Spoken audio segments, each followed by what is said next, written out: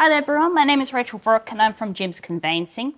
I've got here today Bunna, who is one of my preferred Jim's building inspectors that I regularly refer work to, and basically what I wanted to talk about here today is why I advocate getting a building inspection special clause in your contract, and also as well to talk about what a building inspector actually does, because with my clients, a lot of my clients don't know what a building inspection is really about, the sort of powers that it enables you and empowers you with in a contract, and more what the use is really. But anyway, did you want to talk about yourself and some of your services? And My name is Bunna Ook from Jim's Building Inspections Knox. So I predominantly worked sort of the east, north, east, southeast, pretty much, the old eastern side of Melbourne, really. Well, glad to be here, Rachel. Pleasure. So how long have you been a part of Jim's for? 2 years. 2 years? Yeah. So prior to this, I was in the building industry. I came from a carpentry and joinery background. So I've joined Jim because I've heard a lot about gyms. Yep. Really. And building inspection is one of those things that I always want to get into anyway. Yep. And finally doing it. Fantastic. And in terms of going back with your experience in the building industry, how many years and sort of what is your more, because obviously building is such a broad thing, is there anything that you more specialise in? Like I said, I've been in the building industry for about 20 years now. I've done a lot of carpentry, both domestic and commercial. My last job I was with a formwork company, carpentry, doing high-rise and all that kind of stuff in the city. But I've done a lot through friends and who I knew, who took me on doing work in cabinet making and fit outs. So I've spent a number of years doing that as well. Great. And really when we talk about engaging a building inspector, there's two main differences, at least from my understanding, and also this is also equally a learning experience for me when talking to you. But you got, so at least with your generic sort of building inspection clauses, not that you need to have a licensed building inspector or an architect, but some contracts you do need to have those. So are there any sort of main points of differences between a licensed building inspector versus one that doesn't have that qualification? This has been an ongoing issue for a while. In Victoria, there's no requirements to be for any building inspector to be licensed, but you do have to have a building understanding or background, or have the sort of, have worked in the industry for a while. I think the reason why some people ask for a registered practitioner is because, well, to be honest, a registered building practitioner could be anyone who's practicing in the building industry with a license, like a carpenter, for instance, or someone who's doing building. But to get a building inspector with a building license to do inspecting, it's very hard, because unless he's a semi-retiree with an ongoing license, no one's willing to pay for an ongoing license just to use it for building inspection, really. The reason why they ask for this is because I think the REIV contract states that the report needs to be, not all of them of course, needs to be written by a registered builder, because they don't want anyone to sort of like willy-nilly just to pull out a contract. Of course. To be fair on both sides, I mean, I understand why they do that. I think the main thing is, if you understand building, you know what a major defect is, you know what is minor, what is, what needs to be rectified, what is unsafe, So we inspect to the Australian standards, obviously, 4349. So we don't involved in the contract as much, but we bring out what is a major defect, what is a safety hazard, what is a minor defect, and just like as well with termite damage, for instance. It's something you got to put on the report, basically, if it's a major defect or a major defect that's been damaged by a termite. That's something you got to put in, and that's how the client discussed or the contract with the agent is we don't really get involved in it as much. We just bring out what is Of course. on the building, really. Yep.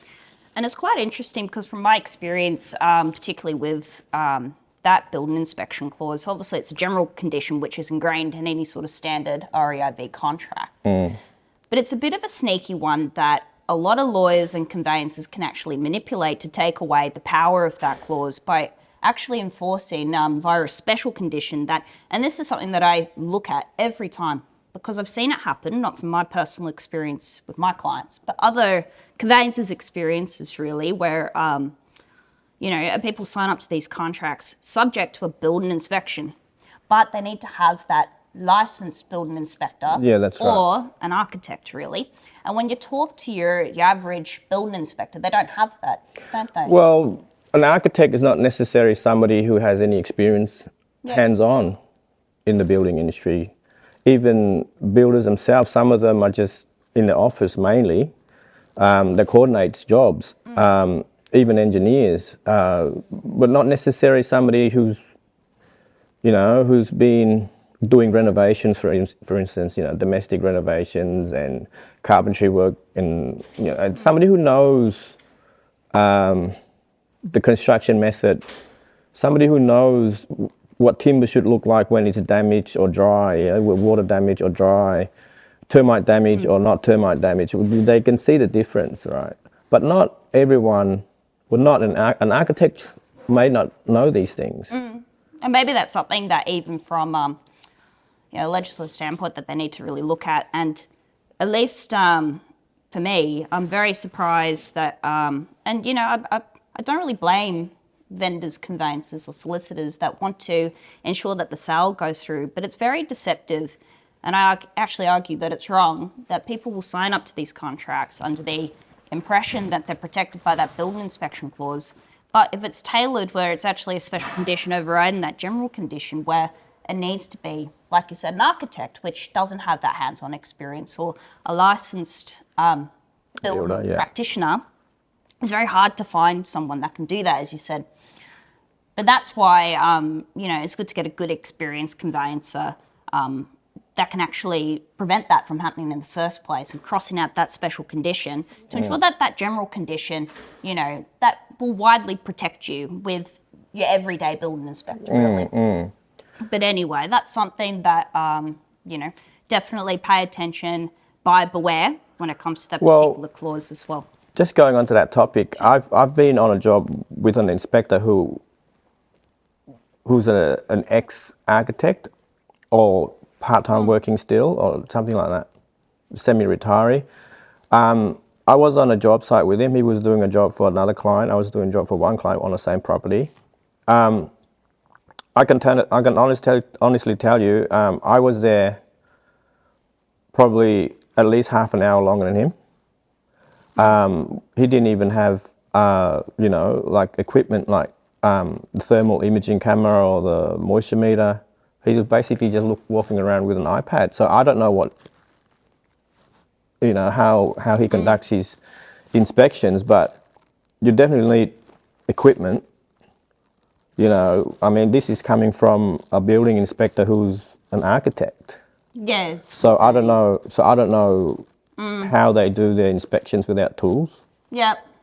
And I think it's one of those things that they really, even at, like I said, at a legislative level, they really need to look at because, buying a property, it's the largest transaction you're ever going to make. And a lot of people, they only buy one property and they stay in them for the rest of their lives, really. So, it's such a minor thing that you would think is actually a huge play in the game. I think it's critical to get building inspection done, but what's more important is getting someone who's thorough, spends time looking.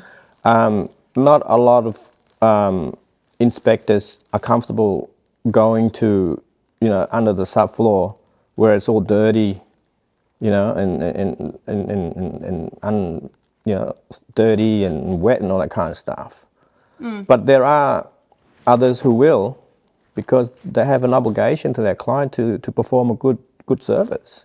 And I think it's very important to get these, for inspectors to go under the house into the roof, whereas a lot of them, as much as they tell you there's obstruction, this and that, I think a lot of them don't even try. No, and it's probably really dangerous as well for a building inspector not to do that because of if you're providing advice, right, via a proper inspection report, but if you miss on major defects, it can come back. It'll Yeah, come well, back on you. that's right, that's right. But, you know, as inspectors, we have limitations as well. If there's conditions that's unsafe, if there's things that are in our way, yeah, we can't always see everything everywhere. But at the same time, we can't use that as an excuse not to go, you know? Absolutely. And what we'll do later on is that we'll talk about an actual real life experience that we had over a mutual client with a real estate agent that produced a building inspection report by a building inspector. And he was trying to sell it to my client. And I could sort of sense, and I always believe, really follow what your heart's telling you. If there's something that feels wrong in a situation, you believe that it's wrong. There's usually something dodgy lying there. And this real estate agent was trying to sell this building inspection report by a building inspector to my client. But my client felt that the building inspection report had something major missing from it, which it did, which we'll talk about later on. And he actually went and engaged you as a building inspector. So we'll talk about that later on because I just want to talk about more with building inspections because I think a lot of people don't understand what the reports actually do. And, you know, and I get this all the time with my first-time buyers in particular because there's no education in Victoria around buying property. They don't teach you that in school and they should, or uni.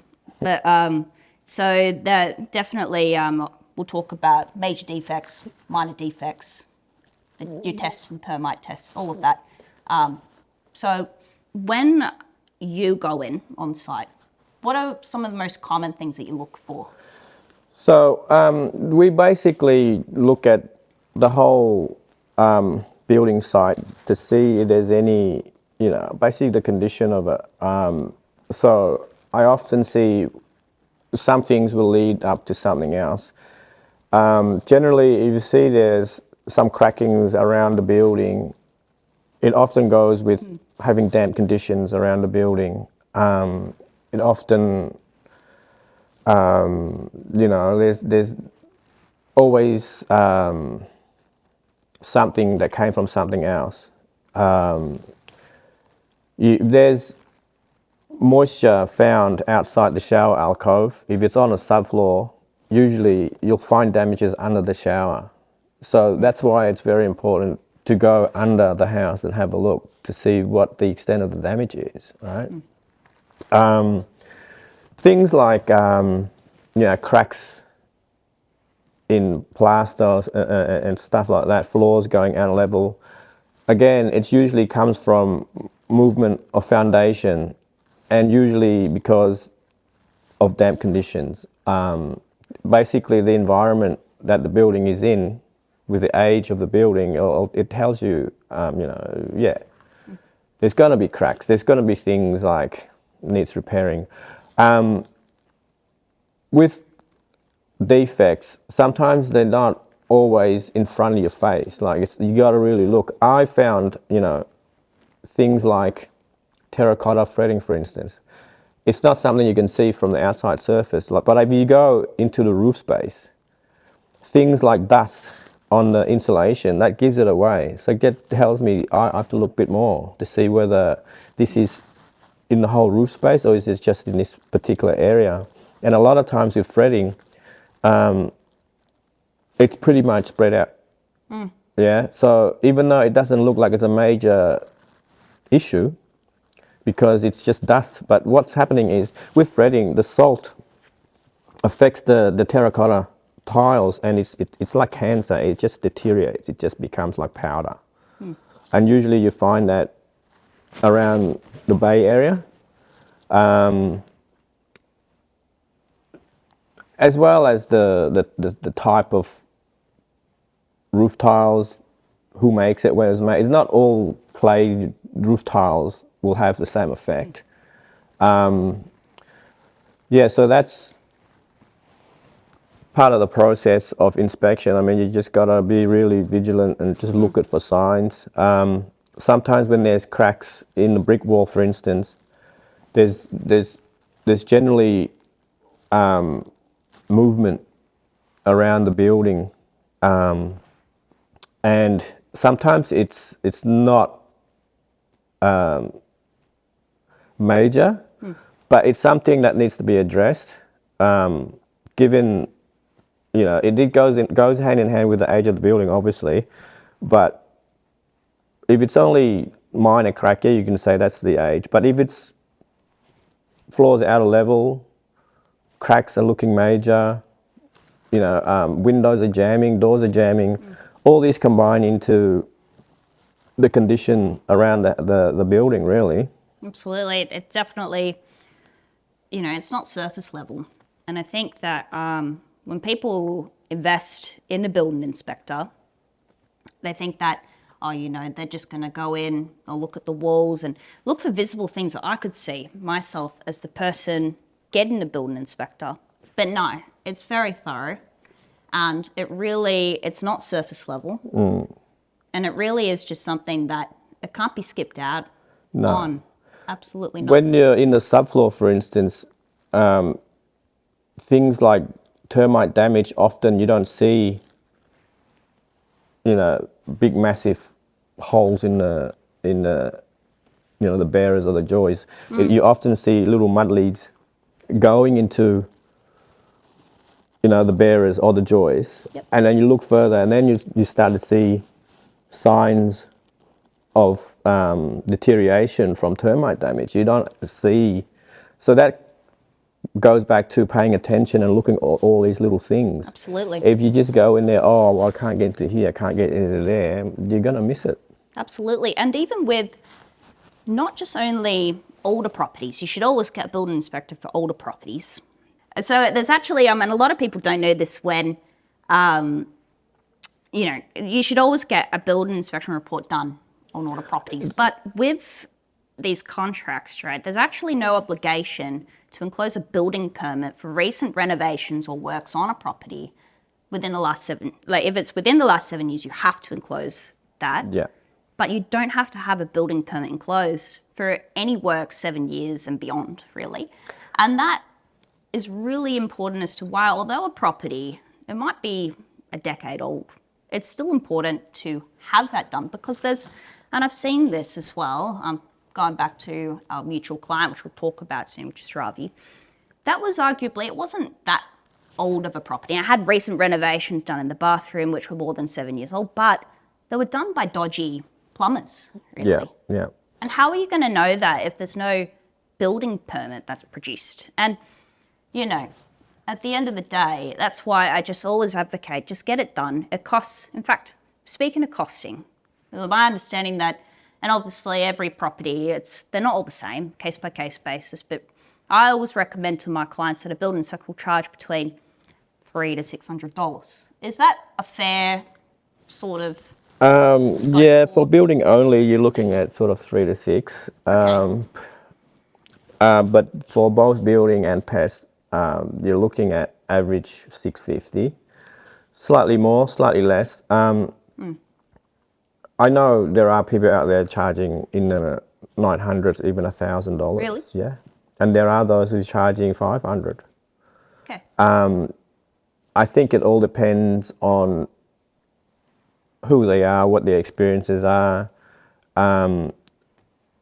whether they work for themselves or they work for a big company that works in a way the buy will then offset the purchasing price later. With prices, it's hard because there are those inspectors will just fly through your house, tick and flick type thing, and they'll charge you a bit less. There are those that charge more, but there's no look. I don't know. Look, me personally, I think to be my pricing, I think I'm in the sort of mid to sort of a little lower range. Okay. But there are guys who are a lot higher than I am, and there are guys who are a lot lower than I am. Right. But what's important is obviously there are a lot of good inspectors out there, but there are those who just sort of flying under the radar. Yeah. It's like any industry, really. Yeah, so I think to be honest, to have a thorough look on on an average house, you need to be there for an hour to an hour and a half. I know there's guys out there in and out within half an hour. It's just only slightly concerning. Yeah. Yeah, well, I can't tell the client that I'm more thorough or I'm cheaper or I'm more expensive. They don't know that. They don't know what to gauge by. They don't know what to go by. Somebody comes in cheaper, well, building inspection is building inspection. Yeah. So I think it's very important to understand and to know your building inspector, what he looks at and how thorough he is and how much you understand about the construction method, how much you understand about, what that defect will lead to. I think it's very important, for someone who never seen fretting before would think, oh, well, that's not a big deal. It's just dust from the terracotta tiles. But fretting is, it's $30,000 to $50,000 in repair. Exactly. And if you're going to skimp out on a $400 report, then you're kind of left a fool, really. You're left with a large bill, which is completely avoidable. That's right. And a lot of times, I've never seen inspector having an altercation with a client and how they go through it, but I haven't had that experience. So I think it comes down to being thorough and report thoroughly and explaining to your client, hey, this is what I found.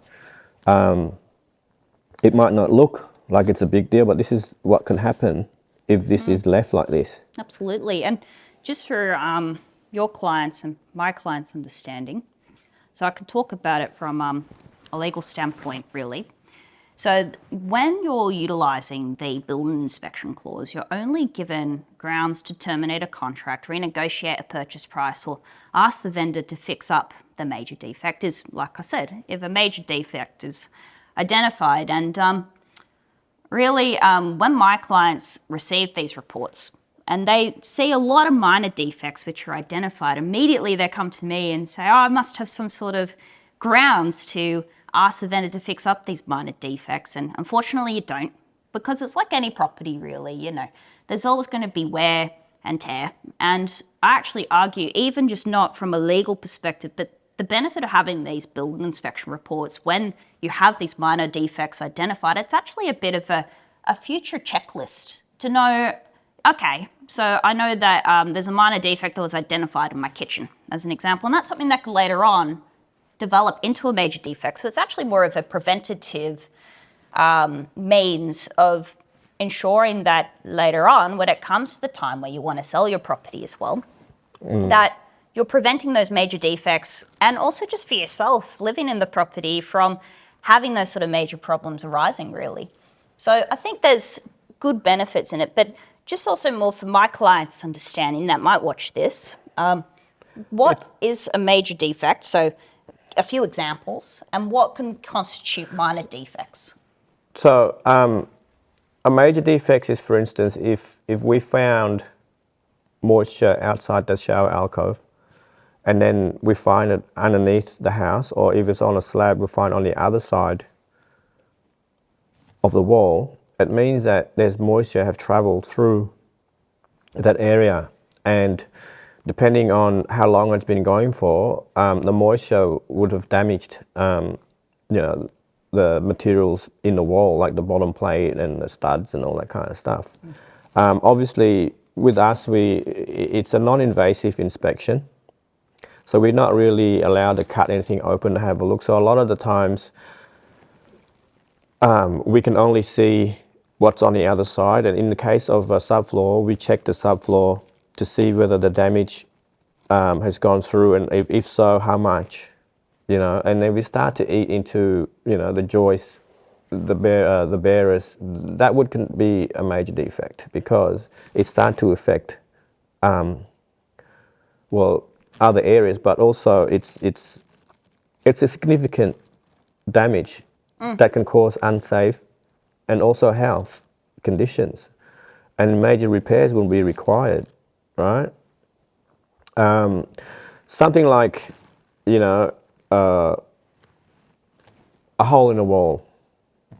It's a minor defect because it hasn't got any structural implications really. You can repair that. Something like, you know, gutters building up, leaves building up in your gutters, for instance, right? That's minor. But if you left that over time, that can potentially block up, and still sitting water in the gutter, pooling water in the gutters will eventually rust out the gutters. Yes, it's a minor defect, but it's a minor defect that can potentially cost you money to repair, right? So it's not all about major minor, but it's also about what repairs are involved. A lot of people think, oh, well, it's a big deal, you know, like have some water running over your gutters. Yeah, but if it's constantly blocked, you might get water running back into the house. You know, you're causing the surrounding areas to be damp, which is attracting termites. The conditions that they're conducive to termite activity. Things like, you know, ceiling a little bit saggy. Again, yeah, it's a minor defect, but if that's left unmanaged over time, that ceiling could eventually, you know, collapse if it's not addressed. So really when, even with those minor defects identified in that report, although obviously they don't have any sort of grounds to do anything with their contract. No, right? but it's also an awareness for the Yeah. buyer to understand what they're buying into. Yeah. Really, for the sake of $650 to $700, I think the value is second to none. Exactly.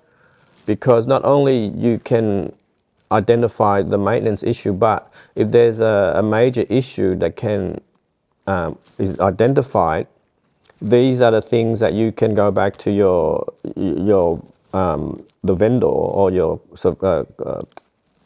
conveyancer, say, hey, there's a major defect identified here. This is the potential implication. These are the costs that could be involved. You know, so that can be leveraged, can be used against, you know, reduction on your purchasing cost. You know, it's also a topic that could be used to negotiate, really, whether you want to pull out, whether you want a price reduction, it's up to you. But you need to know these things. And even if you don't find issues, it's a peace of mind for you. Yeah, exactly right. You know, it's not, I know there's a lot of people, I've had experience, people going, oh, Joe and Jeff, you know, were $50 cheaper. Can you beat the price? I say, well, yeah, I can beat the price, but what's Joe and, you know, is going to give you? I don't know, but this is how I work. I don't work like them. You know, I don't think my price is expensive, but if price is what you're looking for, then, I mean, be my guest, you can go to Joe or Jeff, whatever. But I think you shouldn't compromise your price here, because this is a big transaction you're about to undertake. Exactly. And it's likewise in my industry, really. I get scared knowing that people in my industry charge $400 for end-to-end conveyancing. What kind of service are you going to get out of that, really? I mean, that's half of my hourly rate as a conveyancer, really.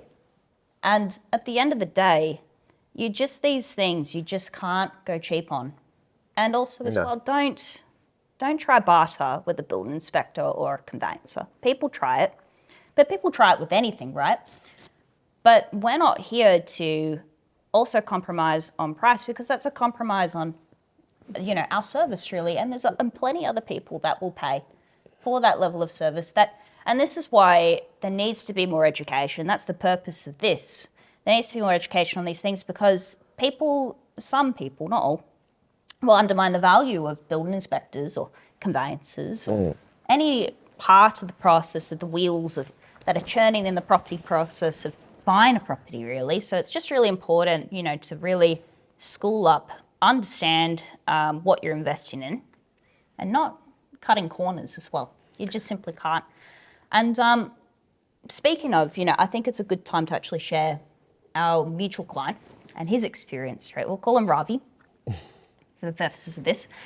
And basically, when Ravi first engaged my services, happy with my prices, he understood conveyancer, there's some that are a bit more pricey, that's fine. But he was happy because he knows and trusted I'd give him a good service. And when it came to the point of where we were offering on this particular property, do you remember the suburb it was in? I think it was in Truganina? Truganina, yeah. Yeah, Truganina. I was going to say Tarneit. Tarneit, it was one of the two. Close enough. Yeah, pretty much. And when we were, I was having a look through this contract and looked at the age of the property and told Ravi, I'd probably make an offer subject to building inspections because, you can save tens of thousands of dollars. And, and he asked me, how much is this going to cost me for a building inspection? I said, between $300 to $500. And being a first-time buyer, and like anyone, that can be a bit of money for some. Or in fact, everyone these days due to the cost of living. And, eventually I persuaded him and I had to because he told me, which was something that was just a huge red flag, that this real estate agent was really pushing him to buy this property and was really pushing him to buy this building inspection report. That's already done. That was already done, right? That wasn't enclosed in the contract, right? Which is also another red flag in my mind, because if they're not going to enclose it in a contract and if they're pushing you to buy it, there's generally, there's something there. And it's just from my experience with real estate agents. Not that all are bad, but some can be. And this particular one was shocking. And anyway, so, and my client had a gut feeling that this was a favourable building inspection to the vendor, not to his benefit at all. But anyway, so he asked me, who's a good building inspector? And I referred him over to you. Thank you. And he ended up, that's okay, and he ended up using you. And anyway, later on down the track, the real estate agent said, well, why would you do that? But anyway, they accepted. And I was surprised because it was kind of like they should have known that they shouldn't have accepted an offer within the interest of the sale proceeding for the real estate agent for his commission to not accept that building inspection condition. Later on down the track, get to the point where you do the building inspection report. And what did you find? There were major leaks in the bathroom and the ensuite. So like I said previously, so the moisture was found on outside both the outside the shower alcove, but was also found to the opposite side, which meant there's leaks coming through. Obviously, we can't know the extent of the damage without pulling the wall apart, but for it to do that, that's considered major because we don't know the severity of the damage. Exactly. So it's something, it is major. Without knowing the damage, we can't say, hey, it's only little. We don't know that. And you know what my client actually ended up doing? Because he was shocked to receive your report. And he actually did end up buying the report of the agent because he was really interested because it was a dodgy real estate agent, frankly. And he bought this report and that major defect wasn't enclosed in that report. And that was intentional, absolutely intentional. Because would an everyday building inspector be able to identify something like that? Yeah. Yep. Just want to make buyers aware too, like don't always believe what you see. I've done inspections where the real estate agent has said to me, she was very nice and all, and she said, after I'd done the inspection, obviously, she said they've had some treatment done in the front of the house here. for termites, right? And like I found a lot of stuff in the house, but I didn't tell her that, obviously. And she goes, I said, what do you mean? Did they find termites, damage or termites? She said, no, she just had preventative treatments done. So now, a lot of cases, when they do treatments, it's probably always, almost every time, it's after the damage or the activity has been found. It's never, a lot of time, it's never done as a preventive No, thing. why would you invest in that if it's not? Yeah, so this is what she said to me, but I didn't tell her. You know, they've done things like they put, you know, like a piece of board over the windowsill to hide the damage and stuff like that. Right. But there's other things that tells you that there's something's going on, because when I walked into the property, the tone of the timbers look different. So that's telling me like there's areas here that's been replaced. So what's going on here? Yep. Right. So already that's telling me something. Exactly. All right. So, and then after I done my inspection and did all tapping, I found a little piece of architrave in the corner of the cupboard and the wall. You know, it sounded like it's hollow, so I pieced it open. I'm not supposed to, but I kind of like pieced it open. I saw termite damage, so that tells me, oh, something's going on here. So I must be vigilant and look as far as I can around these areas, right? And so further checking, I found the further damage under the subfloor has been repaired, and there's more damage towards the kitchen. And I want to find out in the roof space, in that area where I found the damage, was there any damage in the roof? So I pushed away the insulation on the top plate of the wall, and there was damage there. So that's telling me termites have gone through the ground all the way to the roof. And so the real estate agent is trying to hide it and trying to like sell it off the house to somebody else. You know, somebody else who's potentially, you know, a young family who's willing to start off, you know, a new life, and they're willing to sell that shit to someone. Do you know what I mean? That. Yeah. And I felt proud of that job because I managed to save him. Really, I felt like he was so happy. Yeah. That I did that, and that was the most valuable $680 he's ever spent in his life. If he moved in, how much would that have cost him in the end, you reckon? Ballpark figure. You'll need to rebuild. Yeah, pretty much. Okay, so yeah. hundreds of thousands. Yeah, well, you can imagine termite damage coming from the ground, and you know, damage the subfloor area where the flooring, all the way through to the cupboard, all the way to the window sills, and not just in that bedroom, all the way to the other side of the house and up into the roof space. So you can imagine the whole house is pretty much gone. And they repaired the areas where they suspect that people are going to see or the inspector is going to pick up. But they didn't expect me to find everywhere else. Maybe Joe and what was the other name of Joe and Jeff, I don't know. Joe and Jeff. Joe and Jeff wouldn't have picked up on that. So it had just gone in, tick and flick, as you said. Yeah, so the tick and flick thing. Yeah. So that's, yeah, exactly. So, and just some of these situations, you get a sense that something's wrong and just follow down that pathway. Follow down and that path. Assume the worst. You know, there's nothing wrong with assuming the worst of the situation.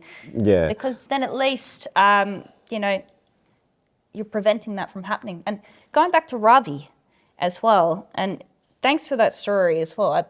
It's really, you know, what a wonderful job that you did there. You saved that client hundreds of thousands of dollars out of your work. And with my client, you saved him tens of thousands of dollars, because really what happened in the end with these huge major plumbing problems, and like you said, and now I've got an understanding of it from the situation, which was a learning experience, is that really with the bathroom, to even just get to the membrane problem, with that you'd have to actually tear off all of the tiles. Well, so you'd have to you have to pay for a tiler, and that would have cost what, $5,000 to $10,000. Bathroom renovation generally costs anything from 10 to 20 grand. Exactly, and that Depending, was just, depending roughly what they need to do. Exactly. But yeah, to renovate a bathroom, to find out where the leak is coming from. Obviously, if there's areas that the plumber can get to, say from behind there and fix it, yeah, they may be able to do that. But a lot of times, it's not. That's not the case. A lot of times, if the bathroom is severely damaged, then you're gonna have to pull out the shower screens, you pull out the tiles, pull out the cement sheets, and pretty much it's like a domino effect. Yeah, once you pull out something, it affects something else. So you gotta pretty much And see, do the whole thing. in the end, we ended up terminating the contract because the problem was, like you said, with bathrooms, you have to tear them apart really to go to the source of the problem. And, even just getting a plumber on site, my client would have cost, there's no such thing as a free quote with plumbers anymore. No way. So, and you didn't know anyone that would go out on site, particularly because it's the vendor's property, right? So from a legal standpoint, they're liable for any sort of damages that they cause as part of the process. And at the end of the day, the vendors were not willing to slice 20 grand of the purchase price. And even so, it might have cost a bit more for my client and these sorts of things. It was just easier to terminate that contract. And Ravi was so happy as a first-home buyer that he wasn't going to, and it's a huge achievement, but he wasn't going to move into a property that had a dysfunctional bathroom that would have cost him tens of thousands of dollars to fix up. And that was due to your work as a building inspector. And really, how much did you charge Ravi in the end? I didn't ask. I think I charged him $600. $600 I think to save tens of thousands of dollars because, seems like a great investment to me. So yeah, look, I'm glad I can help. Really, to be honest with you, I mean, I enjoy what I do. I'm happy when clients are happy.